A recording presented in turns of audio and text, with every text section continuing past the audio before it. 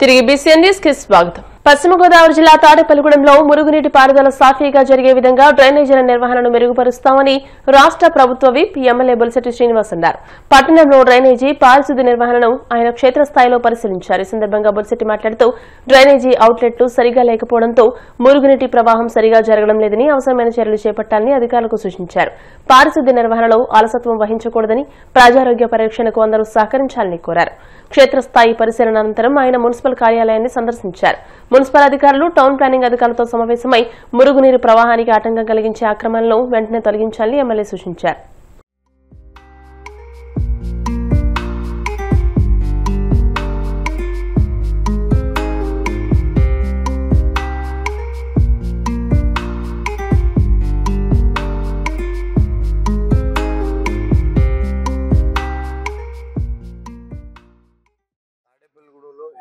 వర్షం వచ్చిన ములక్కుండా మన 2014 నుంచి 19లో అవుట్లెట్స్ అన్ని క్లియర్ చేసాం. అజ్రాల్ ట్రైన్ లో నుంచి వాటర్ మళ్ళీ పంపించే ఏర్పాట్ల కోసం ప్రయత్నం చేస్తా ఉన్నాం. శానిటేషన్ కూడా అబ్జర్వ్ చేస్తా ఉన్నాం. ఎక్కడ కూడా ఇబ్బంది లేకుండా అన్ని చోట్ల కూడా క్లీన్ చేయమని చెప్పి కూడా అధికారులను ఆదేశించడం జరిగింది.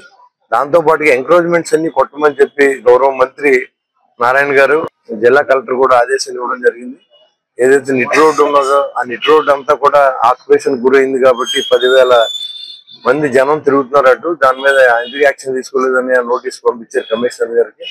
దాని మీద కూడా చర్చించి వాళ్ళకి ఎంతవరకు లయబిలిటీ ఉంటే అంతవరకు కొట్టేయమని చెప్పి కూడా చెప్పడం జరిగింది. మరి జనం అందరూ సహకరించాలి. ఎందుకంటే ఇది వరకు ఉన్న తాడేపూడి వేరు ఉన్న వేరు. మరి దాన్ని కూడా అర్థం చేసుకుని ఎవరి మీద ఎలాంటి కక్ష సాధింపులు ఉండో ఖచ్చితంగా మీరు అందరూ సహకరించవలసిన అవసరం ఉంది. దాంతో పాటుగా 11 MLD వాటర్ లైన్ ఇంకా పూర్తి చేసుకోలేకపోయాం. ఫిల్టర్ ప్లాంట్ ని దాని గురించి కూడా ఫైనల్ స్టేజ్ లాగినవన్నీ అవన్నీ కూడా మాట్లాడి ఏదో రకంగా దీన్ని ముందుకు తీసుకెళ్లే వరకు మనం ప్రయత్నం. సెకండ్ సమ్మర్ ట్యాంక్ ఎంతవరకు అయిందో చూసాం. మరి యూజీడీ వర్క్స్ ఎక్కడ దాకా అయినా కూడా మనం అడగడం జరిగింది. మెయిన్ టౌన్ ప్లానింగ్ కి బాధ్యతలు చెప్పడం జరిగింది. గౌరవ కలెక్టర్ గారు కూడా చెప్పడం జరిగింది. ఎంక్రోచ్మెంట్స్ డ్రైన్ మీద ఉన్నాయని తీసేయమని చెప్తూ ఉన్నారు. తప్పకుండా అందరూ సహకరించండి. ఇది మీకోసం. డ్రైన్ మూసేస్తే దాంట్లో నీరు వెళ్ళకపోతే మనకు వచ్చి పక్క ఇల్లు మురిగిపోతూ ఉన్నాయి. కాబట్టి ఎక్కడా కూడా ఎంకరేజ్మెంట్ దయ్యం చేయొద్దు, కొత్తగా చేయొద్దు, పాత కూడా ఉంచొద్దని కూడా చెప్పడం జరిగింది. రోడ్లకు అడ్డంగా కట్టినవన్నీ కూడా అక్రమ కట్టడాలన్నీ కూడా సరి చేయమని కూడా చెప్పడం జరిగింది. కాబట్టి అందరూ సహకరించండి. శానిటేషన్ విషయంలో కానీ ఏమన్నా మీరు ఇమ్మీడియట్ గా వాట్సాప్ మెసేజ్ ద్వారా నాకు కమిషనర్కి అందరికి పెట్టండి. నేను కూడా ఫాలో అప్ చేస్తూ ఉన్నాను. వాటర్ పొల్యూట్ అయినా మీకు వాటర్ రాని ప్రాంతాల్లో ఎలా ఇవ్వాలనేది కూడా ఆలోచన చేస్తూ ఉన్నాం. ఈ 11 MLD ఫిల్టర్ బెడ్ అయితే 3 సార్లు నీళ్ళు ఇవ్వచ్చు తాడేపూడిలో. రెండో సమ్మర్ ట్యాంక్ ని వచ్చే సంవత్సరం 5వ నెల లోపు మనకి మీకు అందుబాటులో తీసుకొస్తాం. అసలు నీరుకి తాడేపూడిలో ఇబ్బంది లేకుండా చేసే బాధ్యత తీసుకుంటాం. అది నేను ఎప్పటి నుంచో కళ్ళగన్నటువంటి ప్రాజెక్ట్. అది ఖచ్చితంగా దాన్ని పూర్తి చేసి మీకు అది చెప్తాం. కాబట్టి నీరు ఎద్దడి అనేది లేకుండా చేసే ప్రయత్నం జరుగుతుంది. మీరందరూ సహకరించమని. గూడూరుని జిల్లా కేంద్రం చేసుకునేలా జరిగే పోరాటంలో ప్రజలందరూ పాల్గొన్నారని ప్రజాసమితి నాయకులు కోడూరు మీరారెడ్డి పిలుపునిచ్చారు. తిరుపతి జిల్లా గూడూరు పట్టణంలో జరిగిన మీడియా సమావేశంలో ఆయన మాట్లాడుతూ ఎన్నో సంవత్సరాలుగా నెల్లూరు జిల్లాతో అనుబంధంగా ఉన్న గూడూరును తిరుపతి జిల్లాలో కలిపారని, గూడూరు నియోజకవర్గ ప్రజలు దీనివల్ల ఎన్నో ఇబ్బందులు ఎదుర్కొంటున్నారని అన్నారు. అన్ని వసతులు ఉన్న గూడూరును జిల్లా కేంద్రం చేయాలని, లేని పక్షంలో నెల్లూరు జిల్లాలో కలపాలని డిమాండ్ చేశారు. చూసినట్టయితే ఇక్కడ జిల్లా ఏర్పడితే ఈనాటి హైదరాబాద్ కంటే మించిపోయేటువంటి ప్రాంతంగా విరసిల్లుంటనేటువంటి విషయాన్ని మీరందరూ గుర్తించాల్సినటువంటి అవసరం. మీరు గుర్తించకపోతే ఇక్కడ ప్రజలే చాలా విజ్ఞులు, చాలా విశిష్టమైనటువంటి వ్యక్తులు, చాలా గొప్ప మనుషులు ఈ ప్రజలు పోరాటం చేస్తారు, సాధించుకుంటారు. ప్రభుత్వాలు విఫలమైనటువంటి సందర్భంలో, ప్రభుత్వాలు ప్రజలకు కావాల్సినటువంటి సౌకర్యాలు కల్పించినటువంటి సందర్భంలో ప్రజలే పోరాటాలు సిద్ధమవుతారు. ప్రజలు పోరాడితే మీరందరూ కూడా ఇబ్బంది పడతారు అనేటువంటి విషయాన్ని వెంటనే గుర్తించాల్సినటువంటి అవసరం. మరి ఈ ప్రాంతంలో ఎమ్మెల్యేగా గెలిచినటువంటి సునీల్ కుమార్ గారు కూడా ఆనాటి ముఖ్యమంత్రి గారు, ఆనాటి ప్రతిపక్ష నాయకుడిగా ఉన్నటువంటి చంద్రబాబు నాయుడు హామీ ఇచ్చి మరి ముఖ్యమంత్రి అయిన సందర్భంలో ఆయన కూడా ఈ ప్రాంతం అనుకూలంగా, ప్రాంత ప్రజలకు అనుకూలంగా మారద్దనేటువంటి ఆలోచనతో ఉన్నాడు. మరి ఈ రోజు అది సాధించుకోకపోతే ఆయనకి చెడ్డ పేరు వస్తుంది. మీరు ఎన్నింటిని గుర్తించండి. ప్రజల యొక్క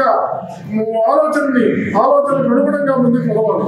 ఈ రోజు ఒక వర్గం కాదు, కార్మిక వర్గం, కర్షక వర్గం వర్గం, శ్రామిక వర్గం, ఆ నుంచి వచ్చి విద్యావర్గం, విద్యార్థులు, యువకులు ప్రతి ఒక్కరు కూడా చాలా ఇబ్బందులు పడుతున్నారు, చాలా నలిగిపోతున్నారు. చాలా ఖర్చుతో కూడుకున్నటువంటి ప్రాంతంగా తయారైపోయింది. ఈ ప్రాంత ప్రజలు చాలా కష్టాల్లో ఉన్నారు. ఈ కష్టాల నుంచి గట్టెక్కించాల్సిన బాధ్యత ప్రభుత్వం ఉంది.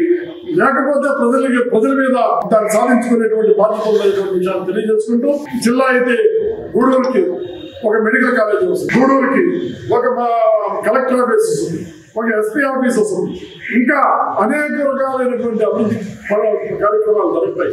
జిల్లా అడ్మినిస్ట్రేషన్ అంతా ఉంది. ఒక అవసరమైతే ఒక యూనివర్సిటీ కూడా వచ్చే పరిస్థితులు ఉన్నాయి.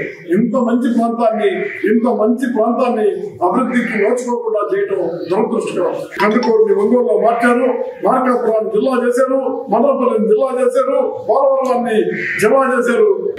వాటికంటే ఏమి తీసిపోతే గూడూరును మాత్రం పక్కన పెట్టేశారు. ఆలోచించాల్సినటువంటి అవసరం. మీరు ఆలోచించకపోతే ప్రజలు మాత్రం మీకు తగిన శాస్త్ర చేస్తారనేటువంటి విషయంలో ఏమాత్రం సందేహం లేదు. గూడూరు ప్రజలకు కూడా ఒక విజ్ఞప్తి. ఈరోజు ముఖ్యంగా పత్రికేయ సోదరులకి నేను ఫోన్ చేసి ప్రశ్నించట, మా బిడ్డల యొక్క భవిష్యత్తు కోసం మేము పోరాడతాం అనేటువంటి విధంగా ప్రతి ఒక్కరూ ముందుకు రావాలి.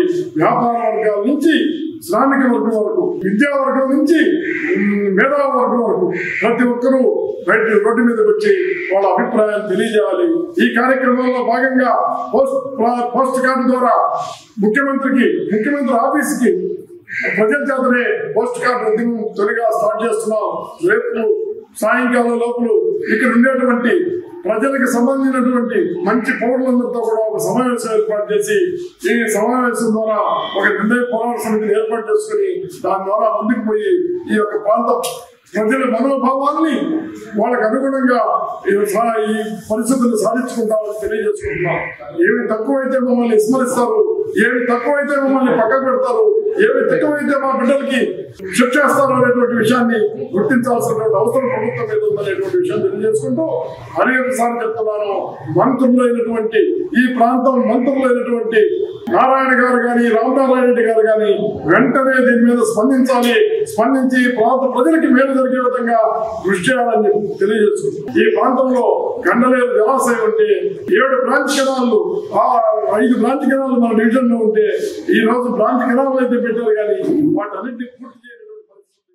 ఉత్తరాంధ్ర ప్రజల ఆరాధ్య దైవం విశాఖపట్నం పాతనగరం బురుజుపేటలోని శ్రీ కనక మహాలక్ష్మి అమ్మవారి మార్గశిర మాస ఉత్సవాలకు భక్తులు పోటెత్తారు.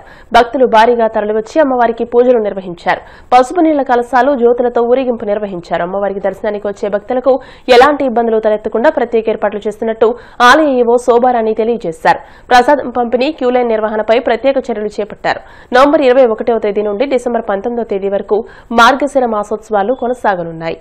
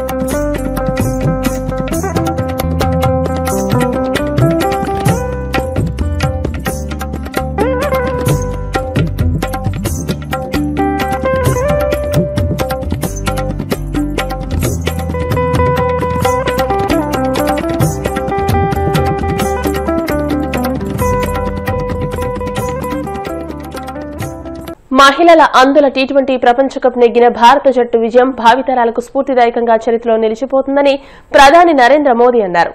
న్యూఢిల్లీలో మోదీని భారత జట్టు సభ్యులు మర్యాదపూర్వకంగా కలిశారు. ఈ సందర్భంగా సుమారు 45 నిమిషాల పాటు జరిగిన ఇష్టాగోష్ఠిలో భారత కెప్టెన్ అనంతపురం అమ్మాయి దీపిక, పాడేరు యువ క్రికెటర్ కరుణకుమారి మోదీతో ముచ్చటించారు. దీపిక పాటలు బాగా పాడుతుందని తెలిసి ఆమెను మోదీ ఒక పాట పాడాలని అడిగారు. దాంతో దీపిక శివుడి భక్తి గీతం ఆలపించగా ఆమెను మోదీ అభినందించారు. చివరిలో జట్టు సభ్యులు సంతకం చేసిన బ్యాట్ను మోదీకి బహుకరించారు.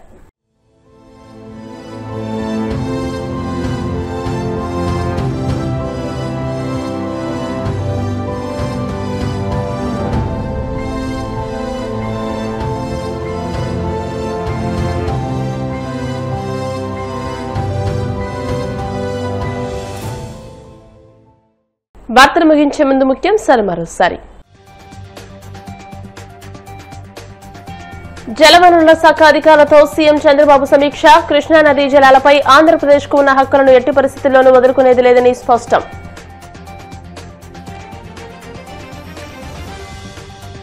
మంగళగిరిలో ఆధునీకరించిన మోడల్ పబ్లిక్ లైబ్రరీని ప్రారంభించిన నారా లోకేష్. లైబ్రరీ మొత్తం కలియ తిరిగి సౌకర్యాలను పరిశీలించిన మంత్రి. తిరుమల నెయ్యి కల్తీ వ్యవహారంలో లై డిటెక్టర్ టెస్టుకైనా సిద్దమన్న టీటీడీ మాజీ చైర్మన్ వైవీ సుబ్బారెడ్డి. రాజకీయ ప్రయోజనాల కోసం టీటీడీ ప్రతిష్టను దిగజారుస్తున్నారని ధ్వజం. మహిళల అందుల టీ20 ప్రపంచ కప్ నెగ్గిన భారత జట్టుతో ప్రధాని మోదీ ఇష్టాగోష్ఠి. ఈ విజయం భావితరాలకు స్ఫూర్తిదాయకంగా చరిత్రలో నిలిచిపోతుందని వ్యాఖ్య. ఈ వార్తలు ఇంతటితో సమాప్తం. మరిన్ని వార్తల కోసం BCN digital YouTube channel, Facebook page ని ఫాలో అవ్వండి. అప్డేటెడ్ వార్తల కోసం ప్లీజ్ సబ్స్క్రైబ్.